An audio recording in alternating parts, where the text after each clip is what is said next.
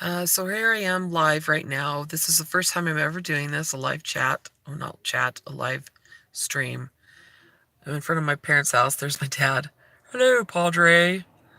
And my hubby is up there. See? He's on the roof. Doot, doot, doot, doot, doot, doot.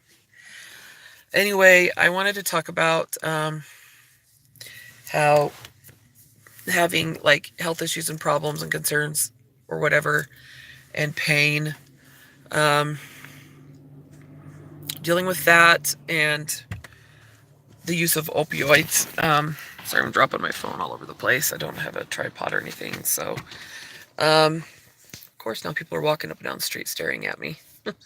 Not awkward at all. Anyway, so um, I see a pain management doctor who manages my pain. Um, I have a lot of different uh, health problems, as I've mentioned before on my channel, and a lot of them cause a lot of pain. And because of this, I see pain management doctor who, you know, helps treat that. Um, I am coming. I am starting to have problems though with going there, and I've been thinking about switching clinics again. Um, I mean, it's been probably about 3 or 4 years since I switched last, so it's not like I doctor hop because I don't. But he has been the pain management doctor guy has been getting imaging done for me and injections ordered, like for radiofrequency ablation and blocks, like nerve blocks and stuff like that in my neck and my low back, and even for a nerve that can be pinched that actually goes down into the groin, like around the hip from the back around down into the inner leg and thigh and stuff. And that can be a very painful area as well. People, I mean, I didn't know much about it until he recommended it, and it did help a little bit, but it didn't help enough to even be worth the pain of getting the dumb thing done. So I was like really bothered by that. It was really awkward to get it done. First of all, I mean, you can only imagine. Um, people staring at your crotch. Come on, unless it's your OB or your urologist or your well checked doctor who well checks you or checks you well. um, anyway, so I um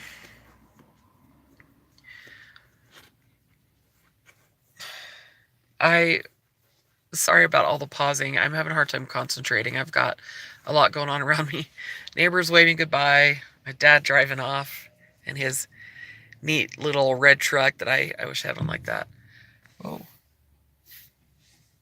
scary things going on around here. I heard a lot of bang, but they've had earthquakes in this area lately, and I haven't felt any because we don't live really close, but they've had a lot of 5.0 and smaller earthquakes around here in Utah and Salt Lake counties. Anyway, so I have a bladder disease called interstitial cystitis, and it can be excruciating and extremely debilitating. Like, it is one of the most painful, um, what do you call them? Like, painful disease, a painful condition that you have for your whole life. There's no cure for it, and sometimes it can be tricky getting it diagnosed. It depends on if it's your regular doctor or urologist, or if they know what they're doing or what they're taking care of. It can take years to get a proper diagnosis because a lot of people think it's a urinary tract infection that's really bad, that won't be treated, that won't go away no matter what you do, when it's actually inflammation of the bladder where the lining just doesn't repair itself like it's supposed to. It doesn't shed. I mean, it sheds too much usually. It leaves raw, uh, you know, what you eat can really affect it because your bladder is just so sensitive. And sometimes you can get these things called hunter's ulcers, I think. I get those. And those are even worse. And they make you bleed in there. So sometimes you'll pee blood or you'll have very, very cloudy pee because there's blood in it and stuff. Anyway, so right now I've been dealing with my low back. I've got degenerative disc disease and a lot of damage, like discs in my neck. And I have irritable bowel syndrome, which causes pain, but that is more diet controlled. You don't need to have medicine for that so much. Unless you want some Pepto or something. Thing is, this place that I'm going to, I've had numerous injections done. I've gone to physical therapy. I've tried a lot of different kind of medications that are non-opioid. And honestly, the new medications that they've been putting out and even some of the old ones, they have side effects that I think, personally, are far worse than the effects of using opioids. And it depends on the opioid you're using, how strong it is, how frequently you use it, and for what reasons. And I know that it's a hugely abused drug in the world, but especially in the United States. And Utah has been known for being one of the higher end of that. And it's because a lot of people in Utah that are Christian don't drink or take drugs or smoke or anything else to help medicate their pain. And so the only thing that's worked is, are opioids. And then people get addicted to them or they abuse them or whatever. And a lot of people die from it because they take too much, they overdo it, or it just builds up and then it's just too much for their system and they die in their sleep or something. Or they use them to commit suicide. I mean, there's so many different things that can happen from using opioids. But here's the deal. Like, with IC, which is, again, interstitial cystitis of the bladder, there's not a lot out there to help with it. There's procedures that are very painful that don't last for very long at all. And they have a lot of really bad risks. And then there's the installations where they actually put a catheter into your bladder and put medicine in there. That's extremely uncomfortable, and it's always hit and miss. It always works. Sometimes it makes it worse before it gets better, but it does not heal it. It doesn't go away. They don't last very long, and it's not very helpful. It didn't help me very much at all. And just the trauma of the stupid catheter makes my IC worse. I mean, it makes me bleed. It's horrifying. It's awful. So anyway, and then the injections I get in my back. I end up with neuritis, especially my neck, which is like a very severe sunburn. I mean, even just my hair touching or clothes or whatever is so painful. And it keeps me awake at night, wakes me up. It doesn't seem to matter what I do. It's just awful. And then with my back, like, I get injections done and the physical therapy and everything. Sure, yeah, it helps a little bit, which is great, so I can function somewhat. But here's the problem I'm coming across. Like, it doesn't take care of all of it. And then when I have, like, my monthly woman thing, oh, forget about it, man. Everything flares up all at once. And it doesn't matter what medicine I'm already taking or anything. The only thing that will work is an opioid. There's my mom. She doesn't know I'm streaming live right now. I'm streaming live at the moment. Say hi. Hi, everybody. I just wondered why you weren't in the house. I'm coming in a minute. Okay. Anyway, so I have been begging my doctor, okay, not like, please. I haven't been like all sad and pathetic and on my knees and crying for it, but I've just been like, please, can I just have just minimum small amount just to take during the worst days or nights. Ow. of the month. And I'm like, please, I'm not asking for a lot, just a little bit. It's not like I'm asking for heaps amount. And if you look at my history with opioids, I've never had problems with them before. I've never abused them. I take them as prescribed or less because I don't want to have problems with them. And um, I I am very careful about that kind of thing. And so I am quite offended that they will not give them to me. He's like, well, let's try this first. So I do it. And then he's like, okay, then let's try this medication. So I try it. And then I get so sick to my stomach that I can't even eat or sleep. And he's like, okay, let's try this medication. So I try something else. Okay, let's do physical therapy. And then I try that. I mean, I've tried everything, everything. And then he keeps throwing all this medication at me, like new stuff.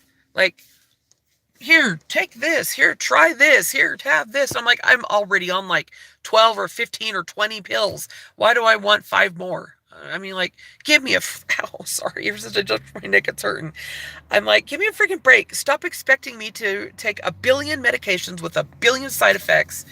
And because you don't want to give me one that has side effects that I am already familiar with, that I know how to handle, I know how to deal with it, and I can trust myself with it, and I know how it works. I know how effective it is. This other stuff that's new, I don't know what the long-term effects are, and the side effects that they're giving me are not worth it because it doesn't take away all the pain or even a good percentage of it. It takes away just a tiny bit. I don't want all the pain gone completely. I don't want to feel doped up. I don't want to feel like I'm on a high. That's not what I'm going for. I hate it. I feel like I hate the feeling of losing that control. But if I am in so much pain that I can barely move and I can barely, I mean, I can't even like freaking do my laundry or do the dishes, or I can't vacuum and sweep and mop. That kills me. I can't do basic things because of how freaking painful it is. I am a mom. I'm a stay-at-home mom. I need the functionality of my body to take care of myself, my children, and my home. And they are unwilling to help me the way I need it. And I I've done everything they've asked me to do. And then they tell me, oh, the government's doing a witch hunt for docs who prescribe opioids. And I'm like, yeah, maybe for people who are addicted to them, or if they're, prescribing way too much.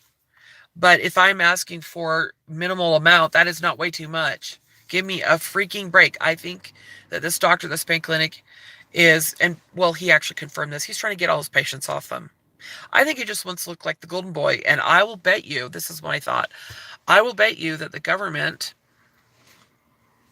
via Trump or something, that they are paying doctors, especially pain management clinics, more money and bonus money for not prescribing opioids. I will bet money on it that they are rewarding these doctors for not prescribing these medications.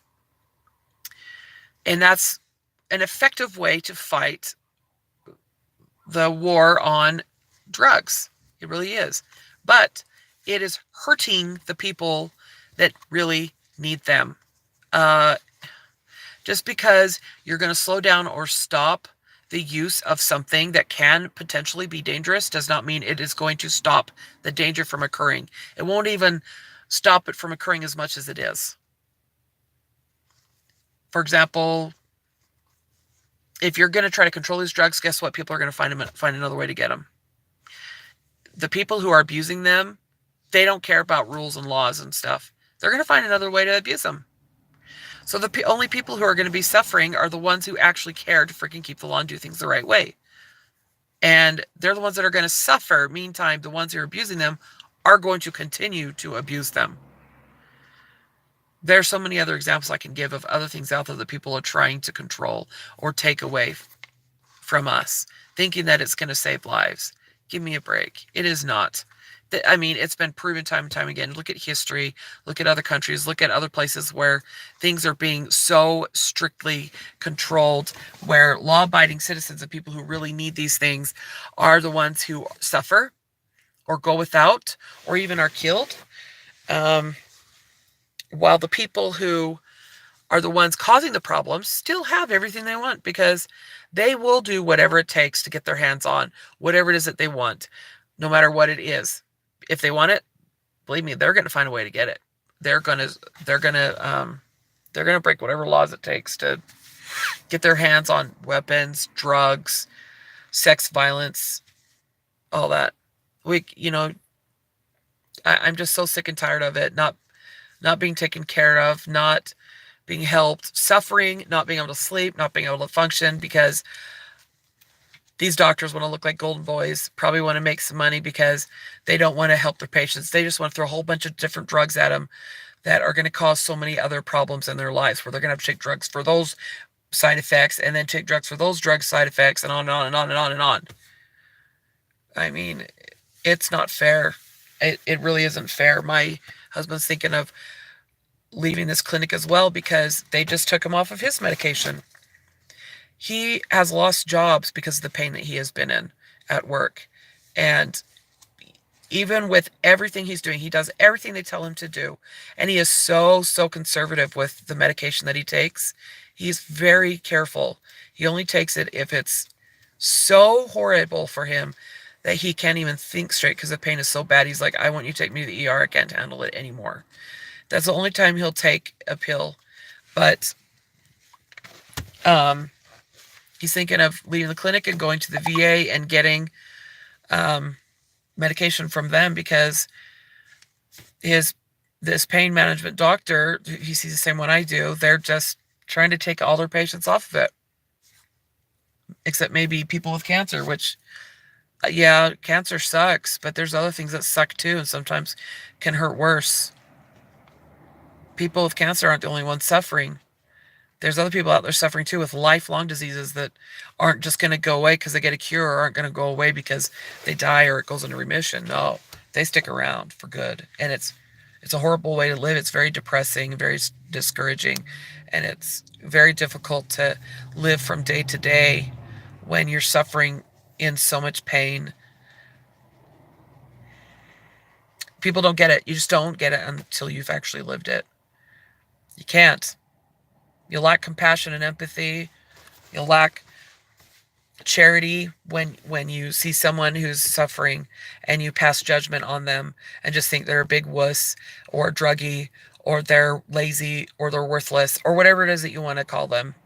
Whatever judgment you want to pass, you have no right to pass that judgment until you have gone through that exact thing, or you actually have real empathy for them and can understand on a very deep level what they're suffering through. Don't pass judgment you don't know. Anyway, this is getting a little long. I got to get inside. My mom's waiting for me. Thanks for watching, everybody. If you have any comments that you'd like to make about this, feel free to comment below. Like my videos, subscribe. I love the support. I love it when I know people care to watch and care to listen, and care to comment. So I hope to get some more videos up, and I've been working on cleaning videos. I just have to get the software to edit the videos. That's all I'm waiting on right now. We're waiting on the rest of our computer so we can put the program together. So anyway, love you peoples, and I hope you have a good one.